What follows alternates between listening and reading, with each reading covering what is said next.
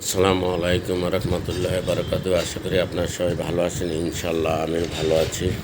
আমি আপনাদেরকে অনেক ভিডিও দিয়েছি, আপনারা দেখেছেন। আজকে আমি একটা নূতন ভিডিও নিয়ে আপনাদের কাছে উপস্থিত হয়েছি। আশা করি এটা আপনাদের সবাই কাজে লাগবে। ভিডিওটা হলো আমার নিজের জীবনের কিছু কাহিনী।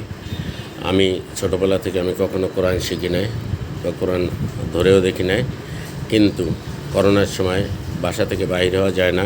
এই সময় আমি বাসায় একটা হুজুর রেখে আমি কোরআন শিখেছি এবং কোরআন পড়েছি। আমার ছোট ছেলের সাথে আমি বসে কোরআন শিখেছি, দুই বাবাটা। যাই হোক, আমি এখন ডেইলি অন্তপক্ষে একটা আয়াত পড়ার চেষ্টা করি। আপনারা যারা কোরআন শেখেন না এখনও, তারা দয়া করে কোরআন শিখবেন। এবং কোরআন হলো আমাদের দুনিয়া এবং আখিরাতের সম্বল। লজ্জার কোনো কারণ নাই। সবাই কোরআন শিখবেন এবং কোরআন পড়বেন, যা আমাদের আখিরাতের কাজে লাগবে এবং দুনিয়াতেও কাজে লাগবে। ধন সম্পদ, টাকা পয়সা, বাড়ি গাড়ি, এগুলো আসলে আমাদের কোনো কাজে লাগবে না।